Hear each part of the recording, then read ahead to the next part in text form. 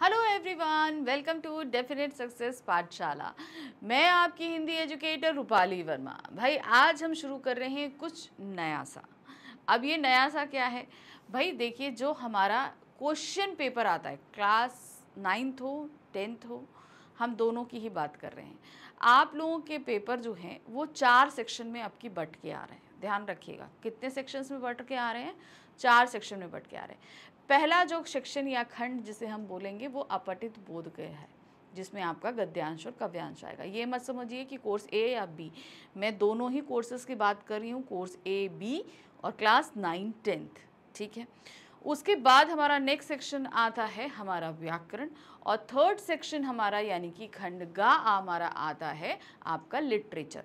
Literature में हमारी दोनों ही बुक, चाहे स्पर्श संचयन हो चाहे क्षितिज और कृतिका हो, ठीक है।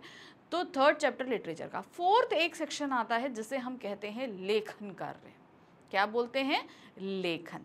तो आज से हम वही लेखन शुरू कर रहे हैं, जिसमें हम आपके 9th और 10th दोनों के ही लेखन के टॉपिक्स को कवर अप करेंगे। अब इन लेखन के टॉपिक में कुछ टॉपिक्स ऐसे हैं जो कि कंबाइंड है, जो आपके 9 10th में भी आते हैं और दोनों ही कोर्सेज में आते हैं। यहाँ पे हम कोर्स को डिफ्रेंशिएट नहीं कर रहे हैं, ध्यान रखिएगा। हम दोनों ही कोर्सेज और दोनों ही क्लासेस की बात कर रहे हैं, चाहे क्लास 9th हो, चाहे 10th हो, चाहे कोर्स ए हो, चाहे कोर्स बी हो। तो आज हमने जो पहला टॉपिक लिया है ये दोनों ही क्लासेस में आता है, यानी कि 9 10th में भी आता है। दूसरा, दोनों ही कोर्सेज में आता है, कोर्स ए और बी, यानी कि समझ लीजिए 4 क्लासेस हम कवर कर रहे हैं आज एक टॉपिक के अंदर। Class 9th course A, class 9th course B, class 10th course A, class 10th course B. तो ये जो 4 क्लासेस हैं, इन 4 क्लासेस में हमारा ये टॉपिक कॉमनली आता है अनुच्छेद लेखन, ठीक है। सभी लोग अच्छी तरीके से वाकिफ़ हैं, ठीक है। ऐसे ही बहुत से और भी टॉपिक हैं जो कॉमनली आते हैं, जिनमें पत्र लेखन है, ये भी आपका 9 10th में कंबाइंड आएगा। इसी तरीके से और भी हैं, तो उन सभी को हम ध्यान से देखते हुए चलेंगे। जो जो टॉपिक जिस जिस क्लासेस में आ रहे होंगे, मैं सारी चीज़ें आपको वो वीडियो शुरू होने से पहले पहले कवर अप कर दूँगी। लेखन कार्य में हमारा जो पैटर्न चलेगा वो 2 वीडियोस पर टॉपिक चलेगा। कहने का मतलब है हम एक टॉपिक में आपको एक्सप्लेनेशन देंगे और साथ ही कुछ जो हैं वो टॉपिक्स, जैसे अनुच्छेद लेखन है, अनुच्छेद लेखन लिखते समय क्या बातें ध्यान देनी है, कैसे कैसे लिखना है, ये सारी चीज़ें हम आपको समझाएंगे। फिर उसके एग्जाम्पल्स देंगे, ठीक है, 3-4 एग्जाम्पल्स आपको हम देंगे। फिर उसके बाद में आपको एज यूजुअल DPP दूंगी, ठीक है। लेखन कार्य के एक्सप्लेनेशन पोर्शन में ही, जो डिटेल एक्सप्लेनेशन का जो हमारा वीडियो होगा उसी में ही आपको DPP मिल जाएंगे, और इन DPPs को आपको सॉल्व करना है। और हमारा नेक्स्ट वीडियो रहेगा इन्हीं का सोल्यूशन। बहुत ध्यान से इनको देखिएगा। लेखन कार्य की प्रैक्टिस मेन, जो इसमें लेखन के जितने भी टॉपिक्स आपके आप जिस भी क्लास में हैं, आपके जितने भी आ रहे हैं टॉपिक, उन सब में सबसे पहली चीज़ होती है आपका फॉर्मेट या प्रारूप। ईमेल लेखन आ जाइए, संदेश लेखन आ जाइए, स्ववृत्त लेखन आ जाइए, संवाद लेखन आ जाइए, सूचना लेखन आ जाइए, विज्ञापन लेखन है, संदेश लेखन, कोई भी आप लेखन कार्य उठा लीजिए। उस लेखन कार्य में आपके पास में जो भी आएगा उसका फॉर्मेट या प्रारूप फर्स्ट प्रायोरिटी है उसे समझना। जब आप उसे समझ लोगे तो उसके अंदर क्या क्या चीज़ें किस किस तरीके से लिखनी है, उसमें क्या क्या चीज़ें हमें ध्यान देनी है, ये सब मैं आपको बताऊंगी, ठीक है।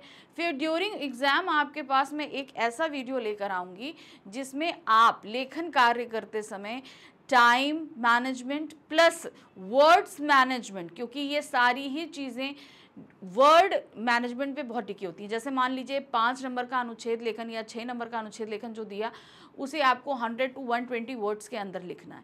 तो अब उसके अंदर आपके संकेत बिंदु दिए हैं, तो आपको कितनी कितनी चीज़ें कितने कितने वर्ड्स में डिवाइड करनी है, ये सारी चीज़ें हम बाद में सीखेंगे। एग्ज़ाम के आसपास जब हम इसकी प्रैक्टिस करेंगे तो हम उसमें आपको ये सारी चीज़ें कवर अप करवाएंगे, ठीक है। तो चलिए शुरू कर रहे हैं आज का टॉपिक। ये आज का हमारा topic class 9th and 10th Hindi में लेखन सेक्शन के अंतर्गत आएगा। टॉपिक आज का है अनुच्छेद लेखन। तो इसका हम करने जा रहे हैं डिटेल एक्सप्लेनेशन। अब आप बोलोगे मैम इसमें क्या एक्सप्लेनेशन होगा? देखिए, अनुच्छेद लेखन पूरे पेपर में मैक्सिमम मार्क्स का रहता है, ध्यान रखिए। 5 से 6 नंबर का आता ही आता है, कहीं कहीं 5 का आता है, कहीं कहीं 6 का आता है। तो ये आपको ध्यान रखना है कि इसमें आप लिखते समय बहुत सारी सावधानियों को बरतें, और अगर वो सावधानियां आप समझ जाते हो तो लिखते समय ऑटोमेटिकली सारी चीज़ें अगर आप फॉलो करोगे तो आप बेहतरीन तरीके से अनुच्छेद बना पाएंगे। ठीक है, चलिए, तो अनुच्छेद लेखन में सबसे पहले हम पता करने जा रहे हैं कि अनुच्छेद लेखन का अर्थ क्या होता है, आखिर ये अनुच्छेद है क्या। ठीक है, किसी भी शब्द, वाक्य, सूत्र से संबंध, विचार एवं भावों को अपने अर्जित ज्ञान, निजी अनुभूति से संजोकर प्रवाहमय शैली के माध्यम से गद्य भाषा में अभिव्यक्त करना अनुच्छेद के लेखन कहलाता है। इसका कोई भी विषय हो सकता है, वह शब्द, वाक्य या सूत्र हो सकता है। अब यहाँ पर बड़ी हैवी वर्डिंग्स यूज करी गई हैं, तो इन हैवी वर्डिंग्स का आपको मतलब भी हम आसान तरीके से समझाते हैं। ठीक है, तो सबसे पहले जो आपको ध्यान देने वाले शब्द हैं हम आपको बताते हैं। देखिए यहाँ पर क्या है, किसी भी वाक्य, सूत्र से संबंधित विचार एवं भावों को अपने अर्जित ज्ञान। तो सबसे पहला डिफिकल्ट वर्ड है हमारा अर्जित ज्ञान। ठीक है, यहाँ पर दिया गया है कि मान लीजिए हमारे पास कोई भी एक टॉपिक आया, इन्होंने क्या बोला, वाक्य या सूत्र से संबंध, वाक्य या सूत्र से संबंधित, यानी कि अब इसको ऐसे समझिए कि यहाँ पर दे दिया कोरोना काल। ठीक है, दूसरा टॉपिक दे दिया एग्जाम के दौरान विद्यार्थी की मनोस्थिति।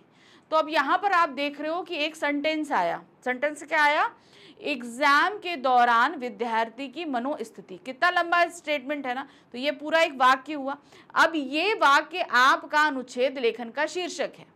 ठीक है, अब इस शीर्षक पे आपके पास खुद कितनी नॉलेज है, या आपने आसपास चीजों को देखा है, या आपने इस चीजों को अनुभव किया है, तो वो क्या कहलाता है, अर्जित ज्ञान।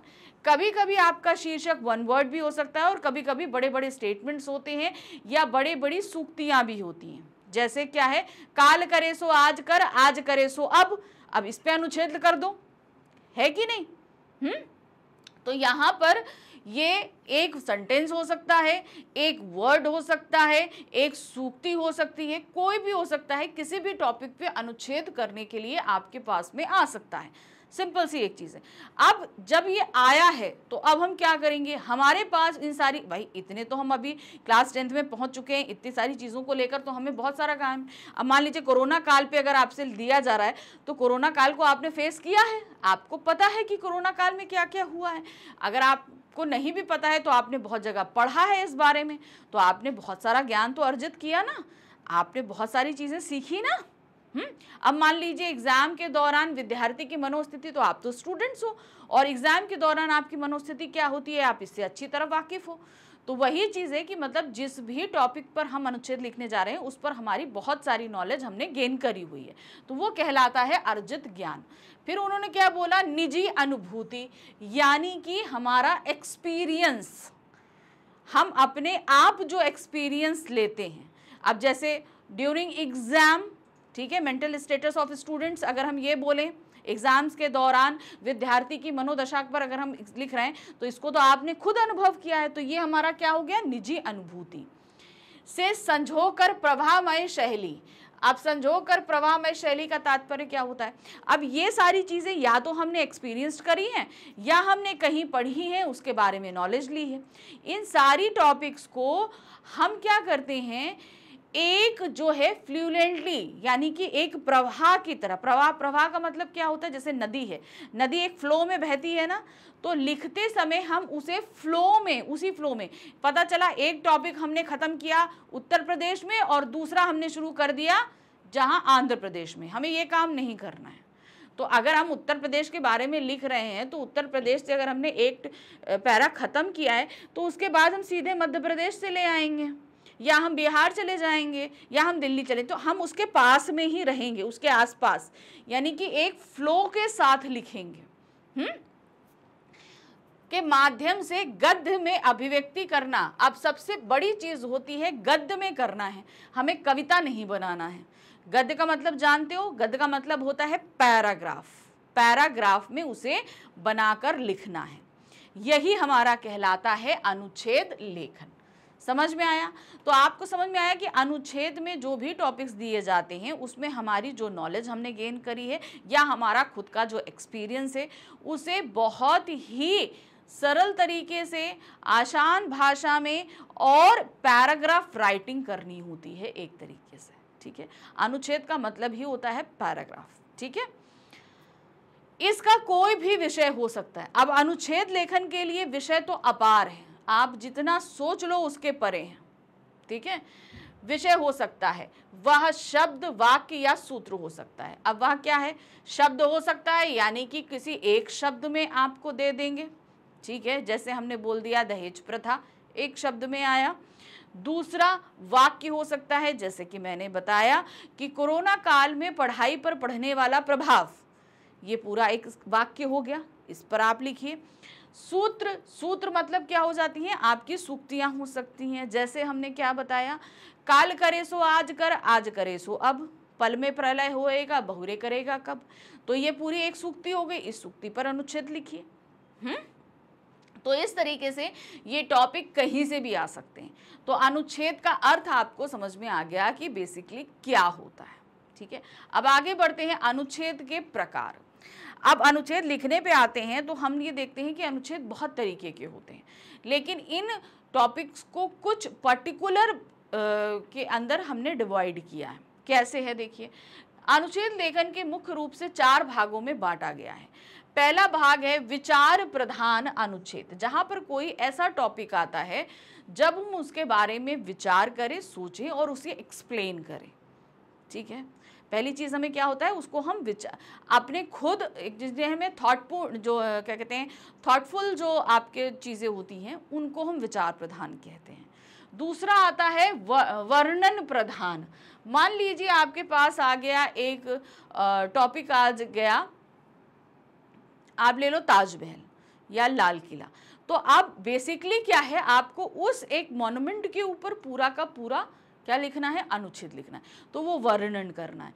अब विचार प्रधान जो हमने पहला वहां पर बताया, विचार प्रधान में क्या होता है, विचार प्रधान जो चीजें होती हैं, कोई ऐसा टॉपिक दिया जाता है जहां पे आपको वाकई कुछ सोचना पड़ता है। जैसे मान लीजिए सपोज आ गया आपका जीएसटी।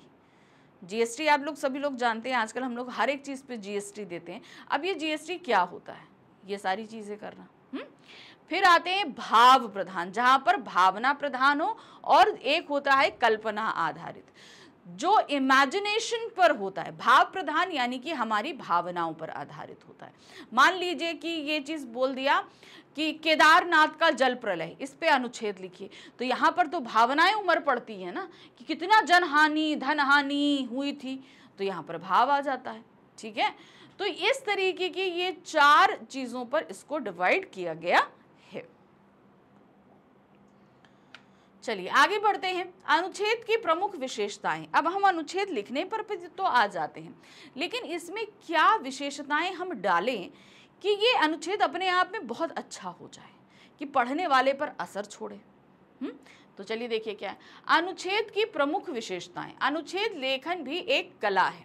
जैसे हम लोग ड्राइंग बनाते हैं ना, ड्राइंग बनाते तो हम लोग पहले कोई भी, अगर मान लीजिए आप कोई बिल्डिंग्स की या आप कोई लैंडस्केप कुछ भी करने जा रहे हो, तो उसका एक क्या करते हो, पहले एक स्ट्रक्चर डिवाइड करते हो। स्ट्रक्चर डिवाइड करते हो, मान लो हमने एक रोड साइड व्यू लिया है, तो रोड साइड व्यू को आप बीच में डिवाइड करोगे, रोड है, इधर आपका फुटपाथ है, फिर या गार्डन है या बिल्डिंग है, जो भी है, फिर सामने एक ऐसा पोर्शन आएगा जिसके बाद आसमान शुरू होगा।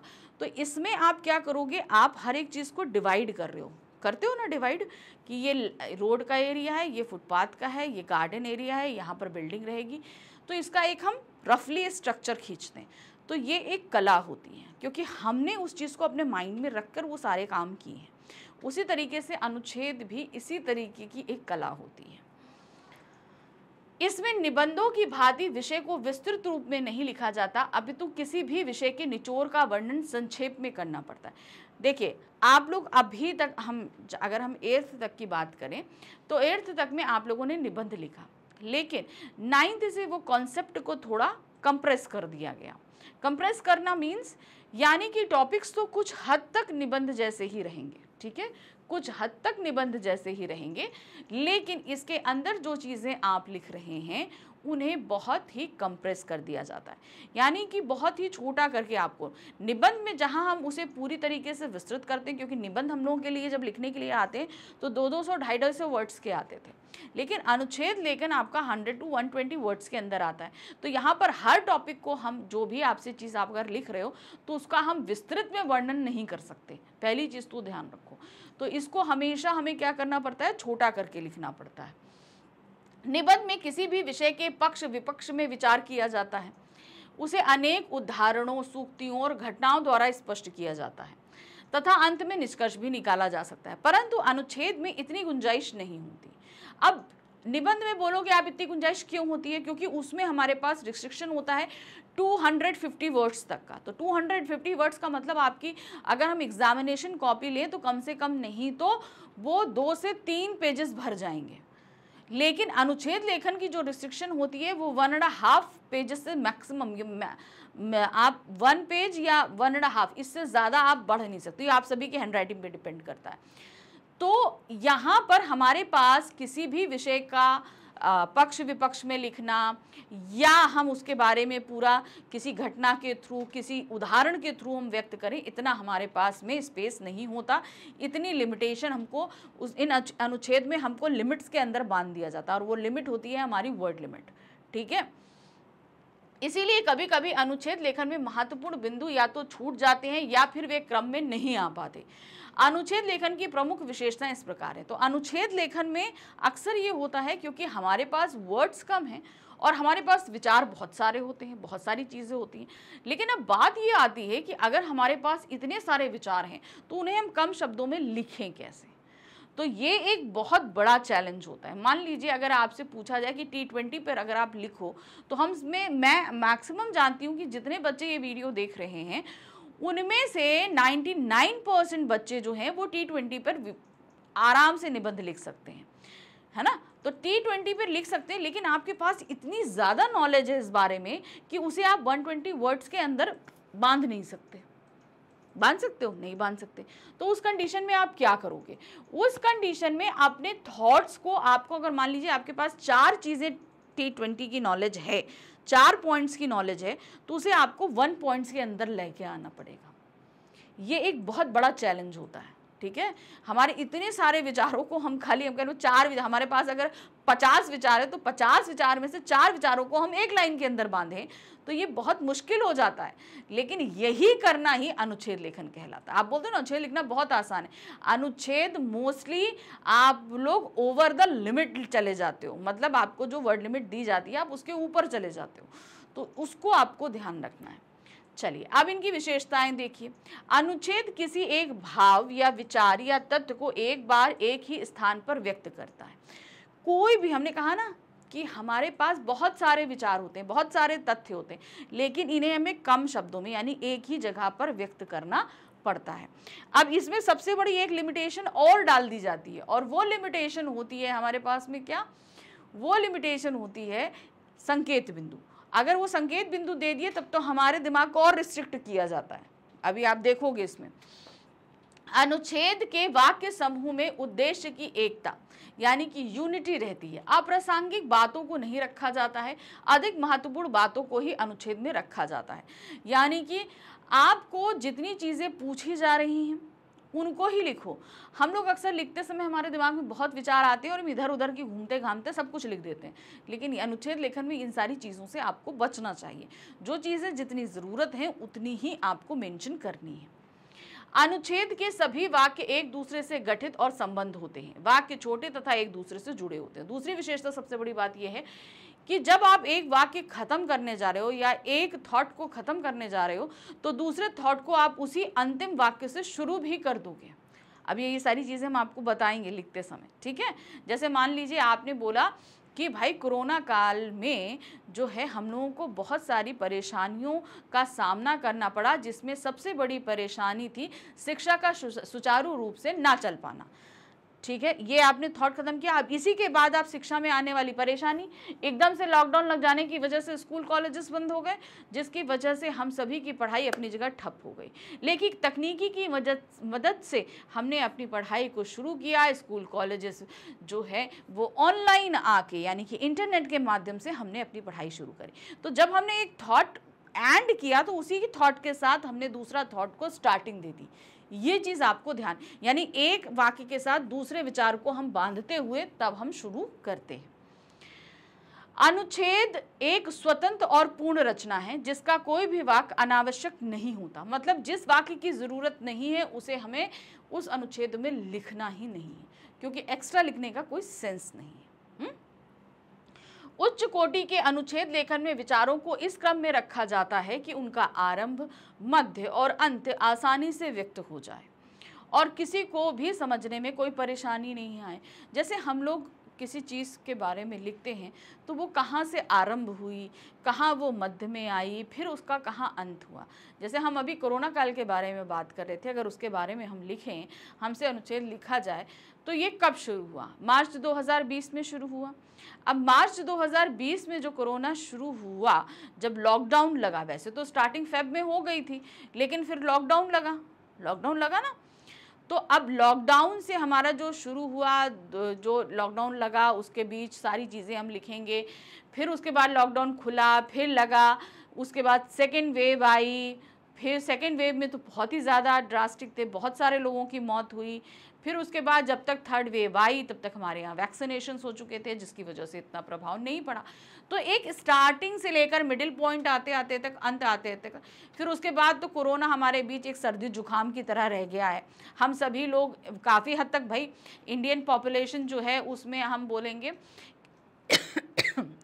सॉरी 99% जो है वैक्सीनेटेड है, तो उसमें बहुत सारे लोगों को फ़ायदा हुआ कि नहीं हुआ। तो अब वो एक सर्दी जुकाम की तरह हमारे बीच में रहता है, लोगों को होता भी है और भाई दवा करिए और ख़त्म भी हो जाता है। तो इस तरीके से हमने उसे एक प्रारंभ, मध्य और अंत दे देते हैं। अब आ जाते हैं अच्छा अनुच्छेद लिखने में ध्यान देने योग्य बातें। अगर आप ये चाहते हो कि हम एक अच्छा अनुच्छेद लिखें तो लिखते समय हमें किन किन बातों को ध्यान देना पड़ेगा। अब इसे देखिए क्या दिया गया है। अच्छा अनुच्छेद लिखने के लिए निम्नलिखित बातों का ध्यान रखना चाहिए। क्या है? सबसे पहले विषय का चुनाव कीजिए। दिए गए विषयों में से ऐसा विषय चुनिए जिस पर लिखने के लिए आपके पास पर्याप्त सामग्री हो। अब देखिए, अगर हम आपकी बात करें क्लास 9-10 की, तो आपके पास जो है मैक्सिमम 3 जो हैं वो एग्जाम्पल्स आते हैं। ठीक है, 3 टॉपिक्स दिए जाएंगे, उसमें से आपको कोई एक चूज़ करना है। तो अब उसमें आप वो टॉपिक चूज़ करो जिसके बारे में आप ज़्यादा इन्फॉर्मेशन रखते हो, ज़्यादा नॉलेज रखते हो और उसे अच्छे शब्दों में एक्सप्लेन कर सकते हो। हमेशा ये ध्यान रखना। इसीलिए यहाँ पर सबसे ज़्यादा जो है आपके पास में वो दिए जाते हैं उदाहरण कि आप इनमें से कोई एक ऑप्ट करो। विषय की सामग्री को मुख्य बिंदुओं में बांट लीजिए। अब देखिए यहाँ पर इन्होंने दिया है विषय की सामग्री, यानी कि जो भी विषय आपने चुना है उसमें अब आप क्या क्या लिखोगे उसे अलग अलग पॉइंट्स में अपने दिमाग में बांट लो या कहीं एक जगह लिख लो। लेकिन अब इस चीज़ से आप थोड़ा फारिग रहते हैं। क्यों? क्योंकि हम लोगों यानी कि 9-10th में जो टॉपिक दिया जाता है ना, उसमें टॉपिक के साथ जो है संकेत बिंदु दे दिया जाता है कि उनको, मान लीजिए आपको एक टॉपिक दिया गया तो उसमें 4 से 5 या 3, मैक्सिमम 4 तो आपके पास में, मिनिमम आई थिंक 3 और मैक्सिमम 4 जो हैं वो संकेत बिंदु दिए रहते हैं। तो आपका ये वाला टॉपिक आपको ये काम करने की ज़रूरत नहीं पड़ती, ये काम आपको क्वेश्चन के साथ ही मिल जाता है। फिर आते हैं सभी बिंदुओं की मुख्य बातों को एकत्रित करके उन्हें एक अनुच्छेद के रूप में प्रस्तुत कीजिए। अब मान लीजिए कि आपके पास में एक टॉपिक दिया गया और उस एक टॉपिक को आपको 100 मैक्सिमम 120 वर्ड्स के अंदर लिखना है। ठीक है, कितना लिखना है 120 वर्ड्स के अंदर, मिनिमम 100 और मैक्सिमम 120। तो अब आप क्या करोगे, उसके अंदर आपको टॉपिक दे दिए कितने, चार संकेत, टॉपिक एक है, संकेत बिंदु 4 दिए। तो अब सबसे पहले अब आप क्या करोगे कि मान लीजिए आपको 120 दिया है, तो 120 में से तो 20 आप हटा ही दो। हम 20 हटाने को क्यों बोल रहे हैं, रीज़न बताती हूँ मैं। हम सिर्फ 100 वर्ड को 4 पार्ट में बांट देंगे, ठीक है। तो मान के चलिए कि आपके पास में अगर हम उसको बांटते हैं तो अगर 4 आ रहे हैं, 4 टॉपिक हैं, तो आप इसको मान के चलो कि 25-25 वर्ड्स का आ जाएगा, ठीक है ना। 25 वर्ड्स एक टॉपिक में, एक संकेत बिंदु में आप दे दोगे। अब इसको कैसे मैं आपको समझा रही हूँ, मैंने ध्यान से देखिएगा, ये डिवीज़न आपके लिए मस्ट है। क्यों, क्योंकि अक्सर क्या होता है आप लोग ओवर द लिमिट हो जाते हैं। कोई भी आपके पास में शीर्षक दिया गया है, कोई भी आपके पास शीर्षक दिया गया है, उसके अंदर 4 संकेत बिंदु हैं, 1, 2, 3 और 4, और आपको इसे लिखना है 100 to 120 वर्ड्स। तो 20 वर्ड्स को तो अपने दिमाग से निकाल दो, सिर्फ 100 वर्ड्स लो, ठीक है। तो अगर 100 वर्ड्स को आप 4 में बांटोगे, 4 संकेत बिंदु में, तो एक के अंदर आपको 25 वर्ड्स लिखने होंगे, यानी कि एक संकेत बिंदु में आपको 25 शब्द लिखने। तो आप बोलोगे मैम तो ये तो 100 ही हो रहे हैं, तो 20 लिखते समय हम अपने आप को जो है बांध नहीं पाते, 1-2 वर्ड्स हमारे ऑब्वियसली जो है ज़्यादा चले जाएंगे। मान लो यहाँ 25 की जगह हमने जो है वो लिख दिए 28 वर्ड, फिर यहाँ पर लिख दिए 26 वर्ड, यहाँ पे लिख दिए 30 वर्ड, यहाँ पर लिख दिए हमने 26 वर्ड। तो आप देखो ऑटोमेटिकली वर्ड बढ़ रहे हैं कि नहीं बढ़ रहे हैं। कैसे, यहाँ पे देखो 2 वर्ड्स बढ़े,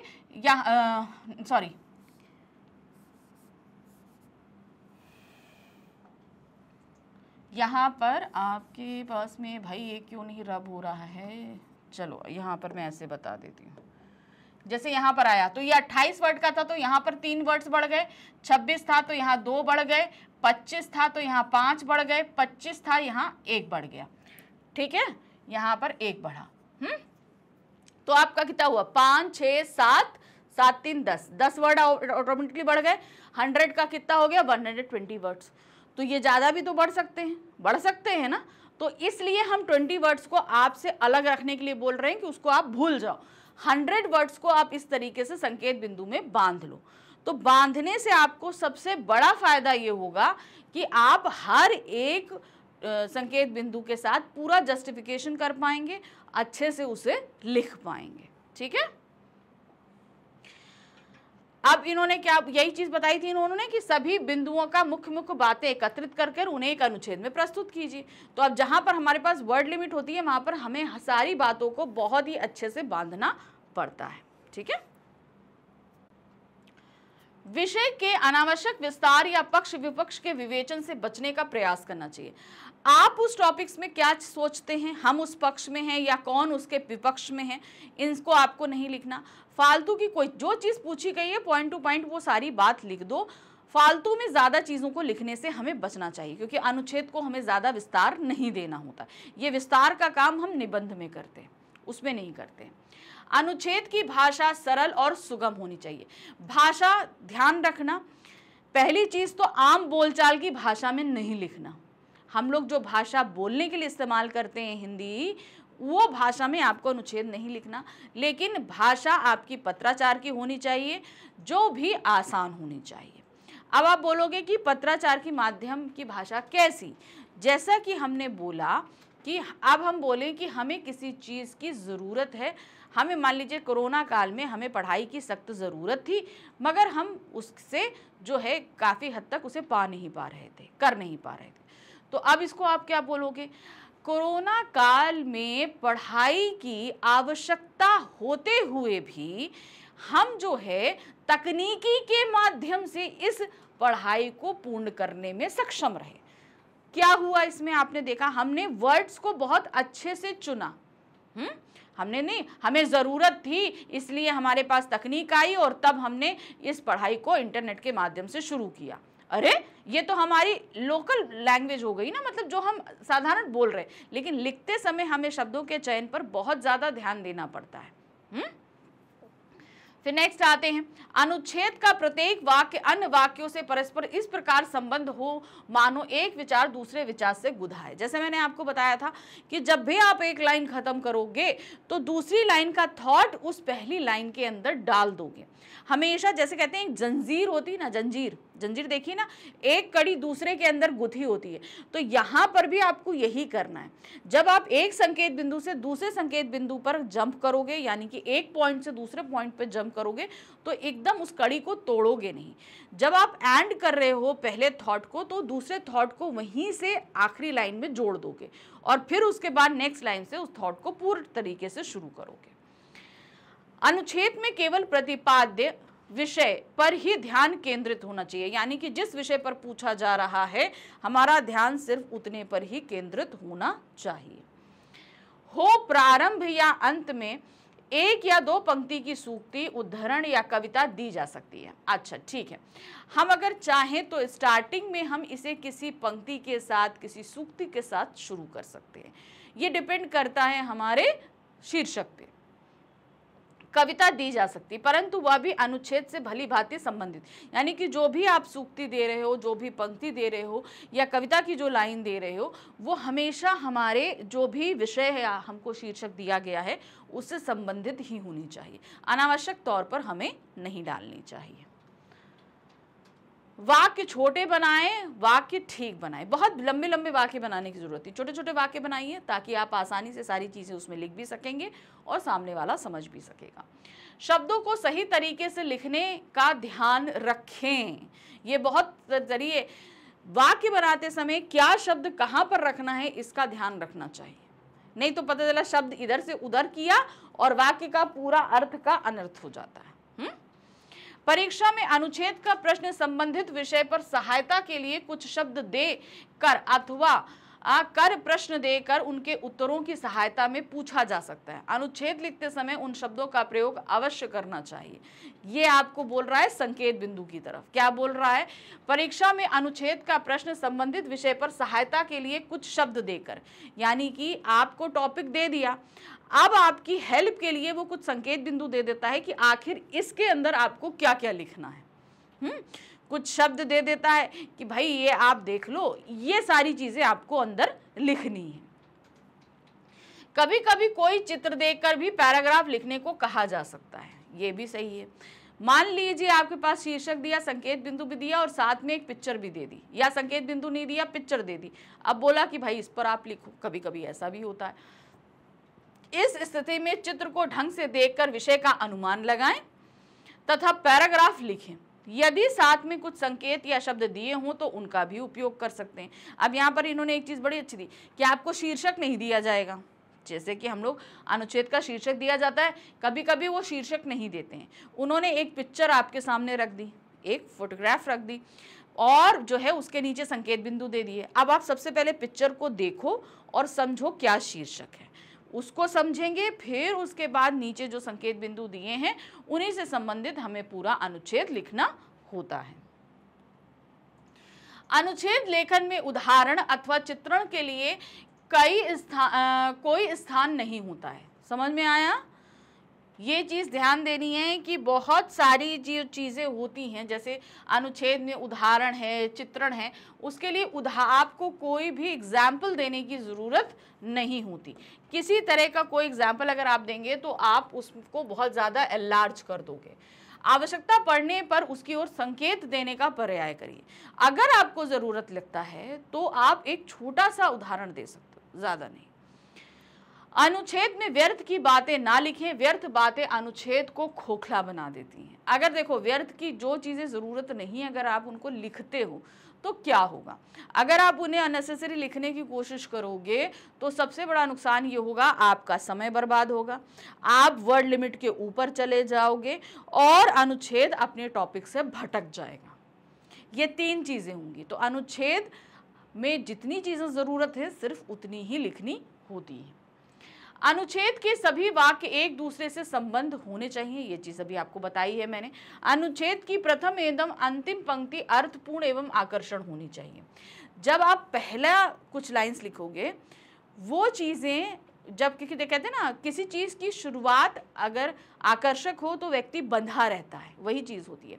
अनुच्छेद की अगर स्टार्टिंग की कुछ लाइन आकर्षक होंगी, ठीक है, तो पढ़ने वाला उससे बंध जाएगा और आगे पढ़ने की कोशिश करेगा। स्टार्टिंग की लाइन अगर बोरिंग होगी तो व्यक्ति पढ़ेगा ही नहीं।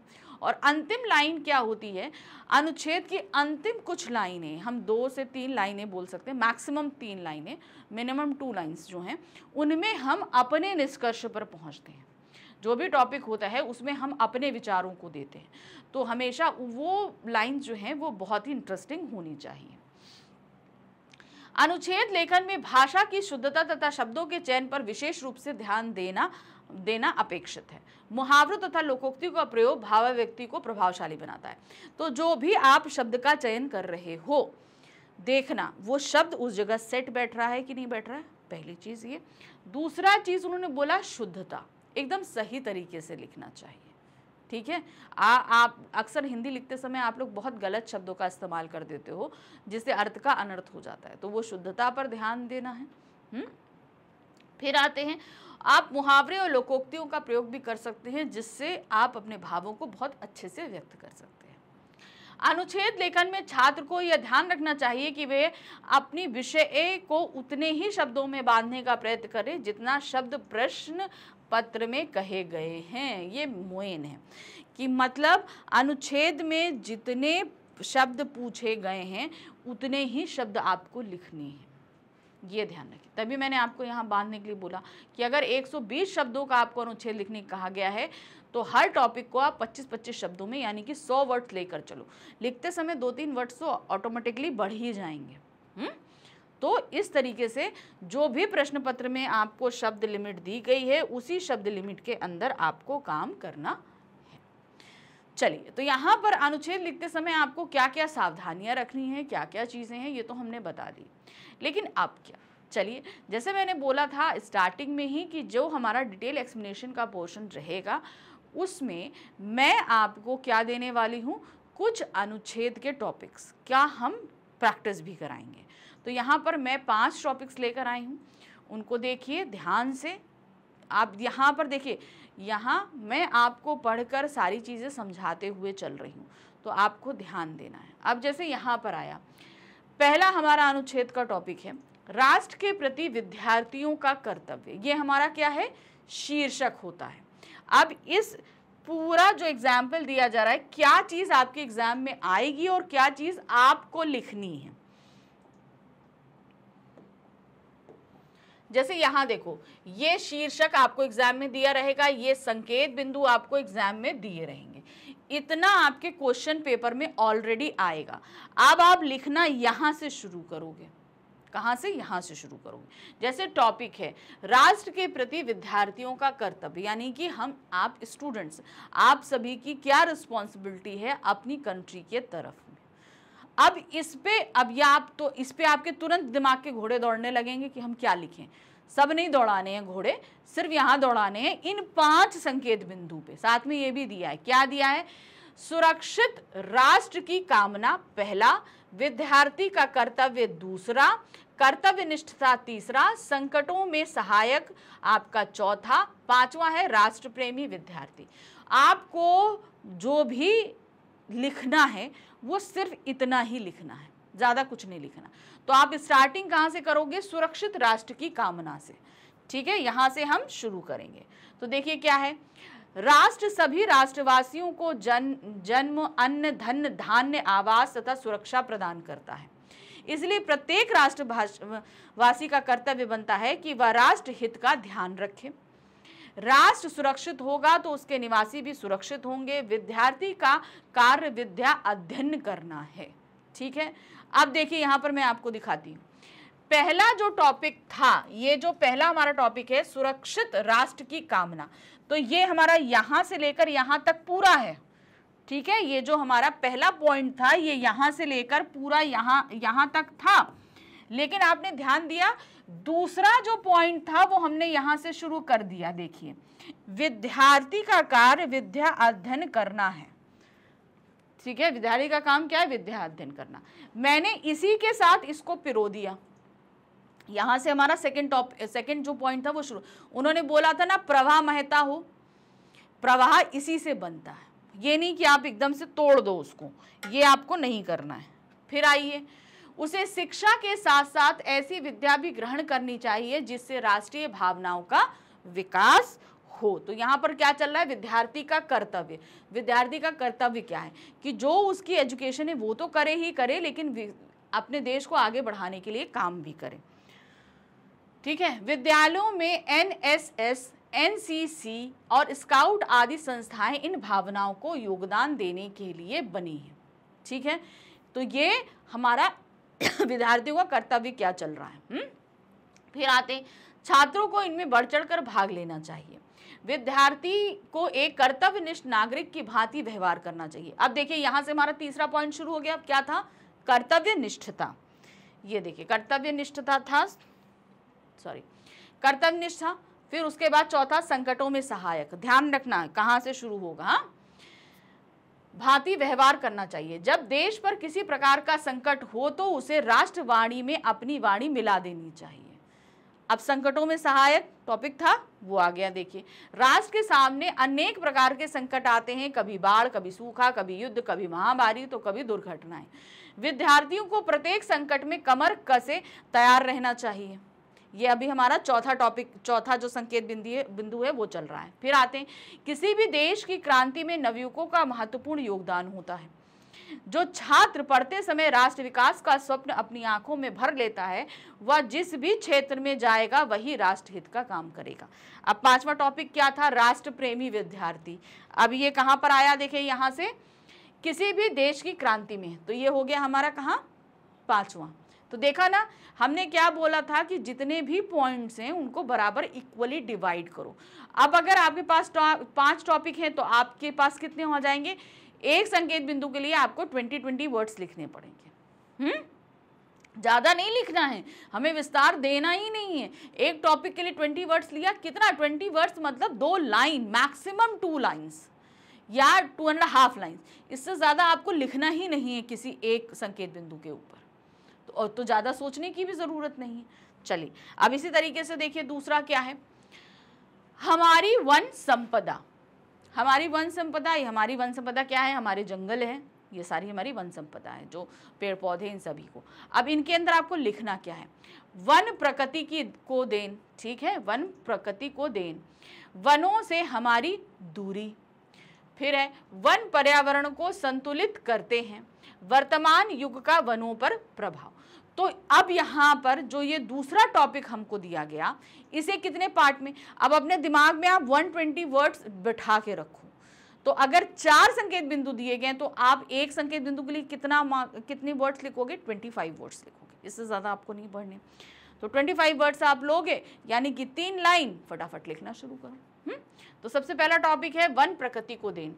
वन जो है वो प्रकृति की देन है हमको, हम मनुष्यों के लिए। प्रकृति जीवनदायिनी है, यानी कि जीवन देने वाली। प्रकृति में सभी में भी वृक्षों और वनों का अति महत्वपूर्ण स्थान है। वन हमें वर्षा, प्राकृतिक पदार्थ, लकड़ी, कोयला, गोंद, कागज आदि देते हैं। ये भूमि क्षरण को रोकते हैं। वन हर प्रकार से मानव जीवन का संरक्षण करते हैं। तो ये आप देख रहे हैं कि हमने पहला वाला पॉइंट यहां पर कवर अप किया। वनों का सर्वाधिक महत्वपूर्ण, अब क्या करते हैं, ये देखिए ना, वनों से हमारी दूरी। ठीक है, अब ये हमको क्या, वन प्रकृति की भी देन चल रहा है। वर्षा लाना, बाढ़ रोकना तथा वातावरण को शुद्ध करना है। वृक्ष जल के वेग को रोककर बाढ़ नियंत्रण में सहायता करते हैं। वन भूमि को मरुस्थल होने से रोकते हैं। वे नमी सोख कर धरती के निचली परत तक पहुंचा देते हैं, जिससे भूमि की उपजाऊ शक्ति बनी रहती है। वनों के अभाव में धरती के ऊसर बनने का खतरा बना रहता है। अगर वन नहीं रहेंगे तो पृथ्वी क्या हो जाएगी, ऊसर, यानी कि बंजर हो जाएगी। वन अत्यधिक मात्रा में ऑक्सीजन छोड़ते हैं, इसी ऑक्सीजन के द्वारा हमारा जीवन चलता है। प्राण वायु के स्रोत वन ही हैं। आज नगरों में जो बढ़ते हुए प्रदूषण की स्थिति है वह वनों को रोपने से ही ठीक हो सकती है। वनों में हमारी पशु राशि भी सुरक्षित रहती है। यदि वे वन ना होते तो ना जाने कितने जीवों की जातियां समाप्त हो जाएं। ये सच्चे जीवन दायक हैं। तो देखा ना, हमने किस तरीके से सारी चीज़ों को यहाँ पर कवर अप कर लिया। वन पर्यावरण संरक्षण करते हैं, वर्तमान युग में वनों का प्रभाव और वनों से हमारी दूरी क्यों हो रही है। रीज़न ये है क्योंकि हम आधुनिकीकरण की तरफ दौड़ रहे हैं। तीसरा है संघर्ष का नाम ही जीवन है। ठीक है, तो अब आपने देखा ना कैसे अलग अलग टॉपिक मैंने लिए हैं आपको समझाने के लिए। यहाँ पर संकेत बिंदु कितने हैं? सिर्फ 3 संकेत बिंदु। ठीक है, देखिए क्या है, संघर्ष और चुनौतियां। नेक्स्ट है संघर्ष करने से ही व्यक्ति बनता है। उसके बाद है कर्तव्य, हमारा कर्तव्य क्या है। अगर भाई हमारे पास संघर्ष आएगा तो हम क्या करेंगे। देखिए संघर्ष अगर हम कहें तो 2 दिन के बच्चे का भी अपना संघर्ष होता है और 85 या 90 साल के बुजुर्ग का भी अपना संघर्ष होता है। अब आप बोलोगे कि मैम 2 दिन के बच्चे को क्या संघर्ष होगा। देखिए 2 दिन का बच्चा जो बोल नहीं सकता, जिसके लिए दुनिया एकदम नई है, उस दुनिया में आकर अपनी आवाज़ को बुलंद करना और अपनी बेसिक नीड यानी कि भूख के लिए दूसरों को बताना, संघर्ष करना सबसे बड़ा संघर्ष होता है। तो वो 2 दिन के बच्चा उम्र में भी तो छोटा है, तो उसको संघर्ष भी उसके उम्र के हिसाब से ही मिलेगा ना। जैसे जैसे हमारी उम्र बढ़ती है, हमारी कैपेसिटी बढ़ती है, हमें उसी तरीके के स्ट्रगल्स मिलते हैं। सिंपल सी चीज़ है ना। चलिए अब आ जाते हैं यहाँ पर वापस अपने टॉपिक पे। क्या दिया गया है, संघर्ष का अर्थ। पहले संघर्ष और चुनौतियाँ। पहले संघर्ष का अर्थ क्या है, टकराहट, किसी चीज़ का टकराहट होना। ठीक है, आने वाली बाधा को पार करना। टकराहट मतलब मेरे सामने अगर कोई भी बाधा आती है मेरे आगे काम करने में, तो उससे स्ट्रगल करके आगे निकलना हमारे लिए सबसे। अब इसमें छोटा सा स्ट्रगल देखो क्या है, मैं आपको जीवन का एक संघर्ष बताती हूँ। सपोज आपका बोर्ड का एग्जाम है, फेब है। अब हम आपको एक सिचुएशन दे रहे हैं, संघर्ष की एक सिचुएशन दे रहे हैं। आपका बोर्ड का एग्जाम है, 10 बजे से एग्जाम है, 10:30 बजे से एग्जाम है और मूसलाधार बारिश हो रही है। इतनी बारिश हो रही है कि घर के बाहर आप कदम नहीं रख पा रहे हो। अब आपके लिए सबसे बड़ा संघर्ष है टाइमली 10 बजे तक एग्जामिनेशन सेंटर में पहुंचना, जो आपके घर से करीबन 5 से 7 किलोमीटर दूर है और बारिश ऐसी कि मत पूछो। तो अब आपका संघर्ष ये है कि आप इतनी तेज बारिश में कैसे अपने एग्जाम सेंटर तक एकदम टाइमली पहुंच जाओ, है ना। तो ये होते हैं संघर्ष हमारे जीवन में। पल पल संघर्ष आते हैं। घर पहुंचो, मम्मा नहीं है, भूख लगी है, क्या किया जाए। तो इसके लिए मैगी बेस्ट ऑप्शन होता है। तो थके होते हैं तो काम करने का मन नहीं करता, हो ना, एक ऑप्शन ये रहता है ना, तो वो भी एक संघर्ष है। हर एक तरह का संघर्ष होता है लाइफ में, है? और जो आलसी व्यक्ति हो उसके लिए सोफे से उठ के 1 गिलास पानी लेना भी सबसे बड़ा संघर्ष होता है। चलिए आगे बढ़ते हैं। जीवन में संघर्ष ही संघर्ष है, हर पल संघर्ष है। जन्म लेते ही संघर्ष शुरू। मैंने बोला ना कि जन्म लेते ही वो 2 दिन का या 1 दिन का बच्चा होगा तो उसका भी अपना एक संघर्ष होता है। शिशु को भोजन और सुरक्षा का संघर्ष सहना पड़ता है। मान लीजिए अगर उसकी माँ उसके पास नहीं है तो सबसे, देखिए आपने ऐसे बहुत सारे दुखद पढ़े होंगे, नवजात बच्चों को कुत्ते ने नोच खाया, उसके पास सुरक्षा का संघर्ष है, सोचो उसने क्या होगा, क्या होगा। वह रोज चीख कर बताता है कि उसे दूध और सुरक्षा चाहिए। बड़ा होने पर संकटों के रूप बदलते जाते हैं लेकिन चुनौतियां बनी रहती हैं। ठीक है, जैसे जैसे हम बड़े होंगे संघर्ष का रूप बदलेगा, हमारे सामने चुनौतियां नई नई खड़ी होती रहेंगी। जो 2 दिन के सामने के बच्चे के सामने जो सबसे बड़ी चुनौती है अपने लिए दूध की व्यवस्था करना, तो दूध की व्यवस्था तो माँ करेगी, लेकिन माँ को बताएगा कौन कि मुझे भूख लगी है। अगर बच्चा शांत पड़ा रहता तो शायद उसके तरफ कोई ध्यान भी ना दे। वास्तव में संघर्षों को झेलना और पार करने पर ही व्यक्ति के व्यक्तित्व का निर्माण होता है। हम अगर स्ट्रगल फेस नहीं करें और उनसे लड़के नहीं निकले तो हम एक मजबूत इंसान नहीं बन सकते हैं। यदि गांधी जी ने दक्षिण अफ्रीका में अपमान की घटना ना झेली होती तो वे महान नहीं बन पाते। अब इसमें देखिए, अगर उन्होंने अपमान की घटना झेली थी और चुपचाप झेल के वो अपना वकालत पढ़ते, वहाँ पे वकालत करते और चले आते, तो क्या वो स्वतंत्रता संग्राम में इतना बड़ा पार्ट करते? कभी नहीं करते। अगर उनके अंदर उसको संघर्ष के विरुद्ध लड़ने की अगर इच्छा नहीं होती, वो सह लिए होते, तो शायद आज भी हम अंग्रेजों के गुलाम होते, है ना।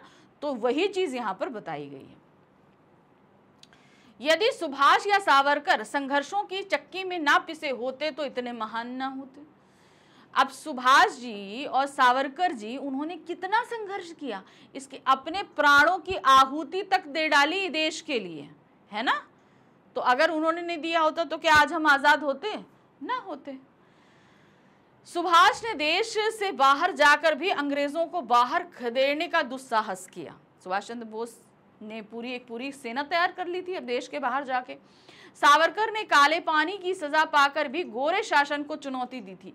उन्हीं की जेल में बंद रहकर, उन्हीं की जेल में बंद करके उन्हीं को नाको चने चबवा दिए थे उन्होंने। सोचो कितना टॉर्चर किया था सावरकर जी को, लेकिन तब भी उन्होंने हार नहीं मानी थी। उनका संघर्ष था और वो हमेशा लड़ते रहे। वास्तव में अपने जीवन में आने वाले हर संघर्ष और चुनौतियों का सामना करना हमारा कर्तव्य है। इसी से जीवन में रस भी आता है और जीवन सार्थक भी बनता है। हम उतने ही स्ट्रांग बनेंगे जितना हम स्ट्रगल करेंगे। अब हमारे पास है चौथा टॉपिक, आई थिंक आप सभी का फेवरेट टॉपिक है, T20 मैच का रोमांच। तो जिन लोगों को क्रिकेट पसंद है उनके लिए ये बेस्ट टॉपिक है। ना जाने कितना लिख सकते हैं, लेकिन लिखना आपको 120 वर्ड्स तक ही है। चलिए देखते हैं। इसके लिए आपको 3 संकेत बिंदु दिए गए हैं। क्रिकेट भारत देश का मुख्य खेल, क्रिकेट का नवीनतम रूप यानी कि नया रूप, फिर है पहला 2020 ओवर का विश्व कप। अब देखिए यहाँ पर क्रिकेट भारत का मुख्य खेल, हमारा राष्ट्रीय खेल हॉकी है, लेकिन इस समय मुख्य खेल हमारा क्या बना हुआ है? क्रिकेट। लोग पागल हैं इस खेल के लिए। फिर दूसरा चीज है क्रिकेट का नवीन, T20 जो है वो नवीनतम रूप है, क्योंकि बहुत पहले जो होता था वो टेस्ट मैच हुआ करता था जो कम से कम 5 दिन चलता था। फिर उसके बाद वनडे आया जो 50-50 ओवर्स का हुआ करता था। फिर उसके बाद अब ये T20 लॉन्च हुआ, यानी कि 20 ओवर्स में जो है गेम हो जाता है। तो ये इसका नवीनतम रूप है, पहला T20 ओवरों का विश्व कप। तो समझ में आया, ये आपको लिखना है। चलिए देखते हैं। क्रिकेट भारत देश का मुख्य खेल बन चुका है। क्रिकेट मैच शुरू हुआ नहीं कि सब टीवी पर आंखें गड़ा कर बैठ जाते हैं, मतलब लोगों का खाना पीना हराम हो जाता है, सब कुछ छोड़ छाड़ के टीवी के सामने बैठ जाएंगे। ना समय का पता, ना खाने की चिंता, बस हर गेंद और रन पर गहरी निगाह। पहले क्रिकेट का मैच 5 दिन चलता था, जो कभी कभी उबाऊ हो जाता था। वाकई जब हम लोग, आप लोगों ने तो शायद इतने टेस्ट मैच नहीं देखे होंगे, लेकिन हमने तो बहुत देखे वो जो टेस्ट मैच। उसमें क्या होता था, इतना लंबा और देर टुक टुक टुक, जैसे आप लोग T20 में रोमांच में क्या होता है कि अरे चौका लगाया, छक्का लगाया, इस तरीके से करते हैं तो बाउंड्री हो गई। तो एक रोमांच रहता है कि हर उसमें, क्योंकि समय कम है, ओवर कम है, तो फटाफट मंगाना है। लेकिन उसमें क्या होता था, वो टुक टुक लगाते रहते थे, पता चला 7-8 ओवर निकल गए, एक रन नहीं बनता था। इतना ज़्यादा जो है वो बोरिंग मैच हो जाया करता था। इससे बचने के लिए, क्रिकेट को अधिक रोमांचकारी बनाने के लिए क्रिकेट का नवीनतम रूप सामने आया, 2020 ओवरों का मैच। क्रिकेट के आनंद को एक दिवसीय क्रिकेट ने बढ़ाया था। अब देखिए क्या हुआ, जैसे ही टेस्ट मैच बहुत उबाऊ होने लगा, तो अब उसके बाद जो उसको थोड़ा सा मॉडिफाई किया गया, तो वनडे आया, एक दिवसीय मैच, जिसमें आप लोग 50-50 ओवर खेले जाते थे। एक टीम 50 ओवर खेलती थी, दूसरी टीम 50 ओवर खेलती थी। अब वो भी थोड़ा लेंदी हो गया, तो उसको और ज्यादा मॉडिफाई किया गया, 20 ओवर्स का मैच कर दिया गया। क्योंकि उसमें परिणाम शीघ्र ही मिल जाते हैं, हर बॉल पर नए जोश और उमंग के दर्शन होते हैं। परंतु अब वर्तमान में क्रिकेट 2020 ने अपनी विशेष जगह बना ली है, मतलब अब 2020 का क्रेज ज्यादा है। पहला 2020 ओवरों का विश्व कप जोहानिसबर्ग दक्षिण अफ्रीका में खेला गया। ठीक है, पहला कहाँ खेला गया था? जोहानिसबर्ग दक्षिण अफ्रीका में, जहां भारत ने जीत का एक नया इतिहास रचा। ठीक है, भारत ने वो वर्ल्ड कप जीत लिया था। इस सेमीफाइनल मैच जो भारत और पाकिस्तान के बीच रहा, सबसे रोमांचक था। इस मैच का मैंने भरपूर आनंद उठाया। इस मैच में भारत ने टॉस जीतकर पहले बल्लेबाजी की और 2020 ओवर का पहला फाइनल क्रिकेट मैच जब शुरू हुआ तो दर्शकों की उमंग देखने वाली थी। मतलब लोग इतना ज्यादा एक्साइटेड थे कि मत पूछिए। वहीं बल्लेबाज की नजरें भी चील की तरह बॉल को देखकर शॉट खेल रही थी, यानी कि बॉल भी हो रही थी और बढ़िया बढ़िया बैटिंग भी की जा रही थी। हमारे बल्लेबाजों ने मेहनत और साहस का परिचय दिया। खिलाड़ियों को प्रत्येक बॉल पर खेलने की जल्दी थी। वे कोई भी गेंद खराब नहीं होने देना चाहते थे, यानी कि हर बॉल पर वो रन लेना चाह रहे थे। इस प्रकार भारत ने अच्छी बल्लेबाजी का परिचय देते हुए 170 रन का स्कोर प्रतिद्वंदी टीम पाकिस्तान के सामने खड़ा रखा। अब पाकिस्तानी टीम की बारी थी। उन्होंने मैच जीतने के लिए अपनी कमर कस रखी थी। भाई सभी लोग चाहते हैं कि फाइनल जीत लिया जाए। मैच शुरू किए जिससे 10 ओवरों में से ही अधिकांश रन बना लिए गए थे, यानी कि 10 ओवर में ही उन्होंने मैक्सिमम रन कवर अप कर लिए थे। अब भारतीय टीम के खिलाड़ियों की चिंता होने लगी कि भाई कैसे इनको जीतने से रोका जाए, परंतु उन्होंने भी हार नहीं मानी। हमारे खिलाड़ियों ने अच्छी गेंदबाजी कर उनके क्रिकेट चटकाने शुरू कर दिए। वे हर गेंद पर विकेट लेना चाहते थे और जल्द ही उन्होंने पाकिस्तान के ज्यादातर विकेट ले लिए, यानी कि स्टार्टिंग में जो बैटिंग ऑर्डर है वो पूरी तरीके से उन्होंने डिस्ट्रॉय कर दिया। अब केवल 15 रन प्रतिद्वंदी टीम को बनाने थे, यानी कि जो पाकिस्तानी टीम थी उसको सिर्फ 15 रन जो है वो बनाने थे और ओवर बचा था 1, यानी कि 1 ओवर में 15 रन बाबर है। अब मुकाबला करो या मरो वाला था। पाकिस्तानी खिलाड़ियों को अपनी बल्लेबाजी का हुनर दिखाना तो भारतीय खिलाड़ी भी मैदान में चारों ओर फैल गए। अब जैसे ही खिलाड़ियों ने बल्ले से बॉल के छक्के के लिए ऊंचा उछाला, वैसे ही बाउंड्री पर खड़े हमारे खिलाड़ी ने उसे कैच कर लिया। इस कैच के होते ही भारतीय टीम 2020 मैच का फाइनल जीत गई और इस प्रकार पूरे खेल में रोमांच और जोश बना रहा। तो देखा ना, तो ये होता है ना कि ये भावनाओं के साथ लिखे गए, क्योंकि उस मैच के साथ हमारी भावनाएं कनेक्टेड थी, तो हमने उसी जो रोमांच हमने फील किया था उसी रोमांच के साथ हमने पूरा का पूरा ये अनुच्छेद लिखा। चलिए अब हम आ जाते हैं अपने 5वें अनुच्छेद पे। अब ये भी आपका क्या है, इसको ध्यान से देखिएगा, ये अनुच्छेद हमारा आखिरी है, ठीक है, एग्जाम्पल में। अब इसके बाद आपको डीपीपी भी मिलेगा जहां आपको लिखना होगा। यहाँ क्या दिया है, आपदा प्रबंधन।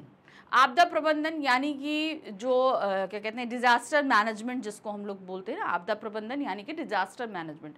हम लोग के यहाँ बहुत सारी आपदाएं आती हैं, तो उस समय ये जो डिपार्टमेंट होता है वो एक्टिव होता है, ठीक है।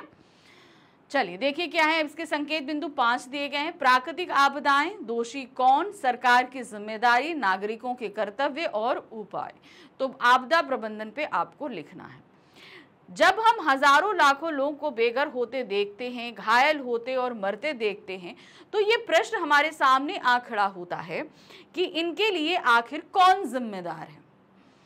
प्राकृतिक कारणों के साथ साथ मनुष्य भी पर्यावरण असंतुलन के लिए उत्तरदायी है। रिसेंटली हम लोगों ने देखा कि बारिश के दौरान भारत जो पहाड़ हैं उनसे कितना भूस्खलन हुआ, कितनी जगह बादल फटे, कितनी नदियों में जो है उफान आया, जिन नदियों ने अपने तटबंधों को तोड़ दिया। यहाँ इवन क्या कहते हैं 1-2 बांध भी टूटे, जिससे बहुत ज़्यादा जान माल का नुकसान हुआ। तो क्या इसके लिए सिर्फ प्रकृति दोषी है या हम? तो हम ये कहेंगे कि प्रकृति के ऊपर हम इतना प्रेशर दे रहे हैं कि वो अपने इस रौद्र रूप को धारण कर रही है। वास्तव में प्राकृतिक आपदा प्रकृति का मानव के प्रति रोष है, जिसकी अभिव्यक्ति धरती से क्षण भर में जीवन का अस्तित्व मिटाने की क्षमता रखती है। यानी कि ये प्रकृति हमसे गुस्सा है और उस गुस्से का बदला वो ले रही है जो हम उसके साथ गलत कर रहे हैं। और प्रकृति के पास इतनी क्षमता है कि वो एक क्षण में, सिर्फ एक क्षण में पूरी धरती को मनुष्य रहित कर सकती है। यानी कि जो मनुष्य है उसका अस्तित्व पूरी तरीके से खत्म हो सकता है। प्रकृति का यह रोष या तांडव देख मानव सिहर उठता है, किंतु जनजीवन के सामान्य होते ही वह सब कुछ भूल जाता है। अब जैसे गर्मी पड़ती है तो हम लोग जब गर्मी से बहुत ज़्यादा बेहाल होते हैं तो हम लोग लगते हैं हाय राम पेड़ लगाओ पेड़ लगाओ पेड़ लगाओ, ठीक है, गर्मी गई, हम लोग का वो पेड़ लगाओ अभियान कहीं गायब हो जाता है। जब गर्मी होती है तो पानी की कमी पड़ती है, अरे पानी बचाओ पानी बचाओ पानी बचाओ, पानी गर्मी जाते ही बारिश शुरू होती है और पानी का हम लोग घर में ही सत्यानाशी शुरू कर देते हैं, ठीक है, ये होता है। बारिश आती है तो हम लोग कहते हैं कि अरे भाई नदी को किनारे घर नहीं बनाने चाहिए, पहाड़ों पर ज़्यादा लोगों को रहना नहीं चाहिए, ये नहीं करना चाहिए। और जैसे ही बारिश खत्म हुई, सब कुछ सारी चीज़ें नॉर्मल हुई, हम लोग ये सारी चीज़ें भूल जाते हैं, होता है कि नहीं होता है? तो प्रकृति हमको मौके दे रही है सुधरने के और हम सुधर नहीं रहे। वह अपनी भूल से तनिक भी सीख नहीं लेता तथा लगातार वृक्षों की कटाई कर अपने क्षणिक भोग की वस्तुओं का निर्माण करता था। हम लगातार पेड़ों को काट रहे हैं, तो सबसे बड़ी गलती जो पेड़ों की कटाई है वो सबसे ज्यादा हमारे लिए नुकसानदेह है और फिर सुनामी जैसी महाआपदा को नियंत्रण देता है। अगर पेड़ प्रॉपरली टिके रहे तो शायद ये सुनामी जैसी घटनाएं भी ना हो। आज ऐसे उपायों की आवश्यकता बहुत अधिक है जिनकी योजना पहले से बनाई गई हो, सबको उनकी जानकारी हो तथा यथा अवसर उनका उपयोग किया जाए। मौसम की चेतावनी देकर बचाव कार्य तथा प्राकृतिक उपचार के बारे में विशेष प्रशिक्षण देकर लाखों लोगों की जान बचाई जा सकती है। अच्छे निर्माण कार्यों को समझ हमारे लिए बहुत आवश्यक है। भाई निर्माण काम हम करें, लेकिन कहते हैं ना जैसे हम घर बनाते हैं तो उसके सॉइल की टेस्टिंग कराते हैं हम लोग कि यहाँ पर नींव कैसी रहेगी, क्या रहेगी। उसी तरीके से जहाँ हम निर्माण कार्य पहाड़ों पर कर रहे हैं, क्या वो पहाड़ इतना भार झेल पाएंगे? ये सारी चीज़ों पर भी हमें ध्यान देना चाहिए। तो कंस्ट्रक्शन की जो एक बेसिक समझ है वो हमारे अंदर होनी चाहिए ताकि घरों, विद्यालयों और संस्थानों को सुरक्षित रखा जा सके। जैसे भूकंप जैसी आपदाएं, तो आजकल अधिकतर बिल्डिंग जो है वो भूकंप रोधी बनती हैं। बनती है ना कि भाई भूकंप में ये जो है गिरेंगी नहीं। इस तरीके से आपदा रोधी इमारतों का निर्माण करना तथा विद्यमान इमारतों की मरम्मत तथा उनका नवीनीकरण अत्यंत आवश्यक है। जो इमारतें जर्जर हो गई हैं उनको जो जिनमें क्या कहते हैं सुधार नहीं किया जा सकता, उनको खाली करके गिरा देना चाहिए, न्यू कंस्ट्रक्शन होना चाहिए, या जिनमें सुधार हो सकता है उन्हें सुधार करना चाहिए। केंद्रीय स्तर पर जहां वस्तुओं को वित्तीय संस्थानों की पूर्ति की जाती है, वहां आपदाओं से निपटने का मुख्य दायित्व राज्य सरकार का है। किसका? राज्य सरकार का है। जिला प्रशासन सभी गतिविधियों का केंद्र बिंदु होता है। याद रखिए, अगर मान लीजिए हमारे जिले में हो रहा है तो हमारा जिला राज्य सरकार से मांगेगा, राज्य सरकार के पास नहीं है तो वो केंद्र सरकार से। तो इस तरीके से एक एक चीज एक एक से कनेक्टेड होती है। इसके अतिरिक्त अनेक छोटे बड़े संगठन भी निरंतर सहायता एवं बचाव कार्य में लगे रहते हैं। हम सुसंस्कृत, सुसभ्य कहलाने वाले प्राणी आए दिन होने वाली आपदाओं के लिए कभी सरकार को कोसते हैं तो कभी ईश्वर से शिकायत करते हैं। भाई सरकार, हम कह रहे हैं हमारे ऊपर मुसीबत आएगी तो सरकार हमारी हेल्प कर सकती है, लेकिन बेसिक चीज हमको अपनी बुद्धि से सोचनी है, ठीक है। लेकिन स्वयं हाथ पर हाथ धरे बैठे रहते हैं। हमने कहा ना कि हम दोषारोपण सरकार पे करेंगे, ईश्वर पे करेंगे, लेकिन हम क्या गलत कर रहे हैं हम इस चीज पे कभी ध्यान नहीं देते। ये एक सबसे बड़ी सोच, ठीक है। जरा सोचिए, किसी भी प्रकार की प्राकृतिक आपदा का शिकार सबसे अधिक कौन होता है? आम आदमी ही। जब उसकी चपेट में आता है तो क्यों ना हम सब मिलकर कुछ ऐसे उपाय करें जिनसे इन आपदाओं का सामना किया जा सके। भाई जब मुसीबत हम पर आ रही है तो हम इसके लिए दूसरों को क्यों देखें, हम पहले अपने ही तौर पर इसमें कर। अब जैसे मान लीजिए किसी भी क्षेत्र में अगर पानी को लेकर समस्या होती है, सपोज किसी भी जिले में या कहीं पर भी, तो देखिए इसका बहुत अच्छा उदाहरण हमने जो देखा वो एक कंट्री है फ्लोरिडा। फ्लोरिडा एक ऐसी जगह थी, पहले हुआ करती थी, जहां पर पानी को लेकर सबसे ज़्यादा प्रॉब्लम थी, ठीक है। लेकिन फिर क्या हुआ, उन्होंने पूरे फ्लोरिडा को नहरों के जरिए कनेक्ट कर दिया। बारिश के दौरान बहुत ज़्यादा वर्षा होती है, ठीक है। उस वर्षा का पानी बहकर नदियों के जरिए समुद्र में चला जाता है। उस पानी को हम क्यों नहीं संजो सकते? अब ये चीज देखिए, सोचिए हमारे पूर्वजों ने ध्यान कितना लगाया, बावड़ियां बनवाई। याद है आप राजस्थान साइड में अगर वगैरह जाओ जहां पर पानी की इतनी कमी रहती है, बावड़ियां बनी हुई है इतनी गहरी कि जिसका तले का पता नहीं कि उसका तल कहाँ है। तो ये बावड़ियां बनाई क्यों गई? इसलिए बनाई गई कि वर्षा के समय का जो भी पानी आता है वो इसमें एकत्र हो सके, ताकि बाकी समय जब बारिश नहीं होती तो उसका पानी उपयोग में लाया जा सके। तो इसी तरह की चीज़ें हमें अब सोचनी चाहिए। जिला सरकार जिन जिलों में पानी को लेकर इतनी आपदा आती है, वहाँ के लोगों को इस बारे में सोचना चाहिए कि हम इस तरह की बावड़ियाँ या नहरें या तालाब क्यों नहीं अपनी जगह, जो जगहें बंजर पड़ी हैं, खाली पड़ी हैं, वहाँ पर उनका ऐसा निर्माण करें जो वर्षा का पानी वहाँ पर रह सके, जिससे आपका अंडर वाटर पानी जो है वो लेवल में रहे और मुसीबत के समय हमारे काम में आए, है ना। तो बहुत सारी, तो उन्होंने वही कहा कि जिससे इन आपदाओं का सामना किया जा सके। अपने मोहल्ले के लोगों के साथ मिलकर पहले ही सुरक्षा योजना बना ली जानी चाहिए, समय समय पर उनका अभ्यास करना चाहिए, लोगों को जागरूक करने के लिए अनेक अभियान चलाए जाने चाहिए। तो ये वो उपाय हैं जो हम लोग खुद अपने लेवल पर कर सकते हैं। हर चीज़ के लिए सरकार का मुंह ताकना, हाँ देखिए, अगर हम अच्छा काम करेंगे तो सरकार भी हमें हेल्प करेगी, ऐसा नहीं है कि सरकार हमें हेल्प नहीं करेगी। समाज में इन आपदाओं से संबंधित सावधानी बरतने तथा उच्च जानकारी पहुंचाने के लिए सबसे अच्छा उपाय है विद्यालयों में बच्चों को जागरूक करना। हमारा भविष्य हमारे बच्चे हैं। हमारे, अगर मान लीजिए कोई आपदा आती है, सपोज मान लीजिए भूकंप आता है या बाढ़ आती है, तो उस दौरान इन सभी का प्रशिक्षण विद्यालय में बच्चों को दीजिए। इससे लगे बच्चे जब घर में वहाँ स्कूल में सीखते हैं ना, तो बच्चों घर में आकर भी चीज़ों को बताते हैं, तो बड़े भी इस चीज़ में इंटरेस्टेड होते हैं, सीधी सी बात है ना। तो जैसे मान लीजिए कि भूकंप आया, तो उस दौरान हमें क्या करना है, या भूकंप जब खत्म हो जाता है, तो जब सब कुछ तहस नहस हो जाता है, तो उसमें बचाव कार्य कैसे किया जा सकता है ना। तो ये कुछ बेसिक चीज़ें हैं जो आप स्कूलों में, अब ये डिपेंड करता है कि आप मान लीजिए समुद्र किनारे है तो तूफान बहुत आते हैं, अगर जैसे आप हिमाचल साइड में हैं तो लैंडस्लाइड्स भी होते हैं, वहाँ के भूकंप भी आते हैं, इस तरीके से। तो आपको ये देखना है कि किस एरिया में किस तरह का डिजास्टर मैनेजमेंट की ज़रूरत है, तो उनका प्रशिक्षण बच्चों को दिया जाना चाहिए। प्राकृतिक आपदाओं को रोक तो नहीं सकते, किंतु उचित जानकारी, समुचित व्यवस्था और संगठित उपायों से इनकी हानिकारक प्रभाव को कम अवश्य कर सकते हैं। इसके अतिरिक्त संकट के समय हमें साहस और धैर्य से इनका सामना करना चाहिए। तो देखिए, मैंने आपको बताया ना कि समय से पहले ही हम इसका प्रबंध कर सकते हैं, चाहे हमारे ऊपर प्राकृतिक आपदाएं आए या हमें किसी चीज़ की कमी महसूस हो रही है, सारी चीज़ें। हाँ, तो ये था हमारा अनुच्छेद नंबर 5, और इसी के साथ खत्म हो गया हमारा यहाँ पर कौन सा, आपका ये अनुच्छेद लेखन का डिटेल टॉपिक। अच्छा, डिटेल टॉपिक तो हमने आपको कवर अप करा दिया। अब इसके बाद आप नीचे डिस्क्रिप्शन में जाइए, जहाँ पर आपको एक डीपीपी मिलेगा, उस डीपीपी को डाउनलोड करिए। डाउनलोड करने के साथ उसके अंदर कुछ अनुच्छेद दिए गए हैं, उनको लिखिए, ये आपकी प्रैक्टिस के लिए है, ठीक है। उनको लिखिए और उन सभी के आंसर और सॉल्यूशंस लेकर आऊँगी मैं नेक्स्ट, ठीक है।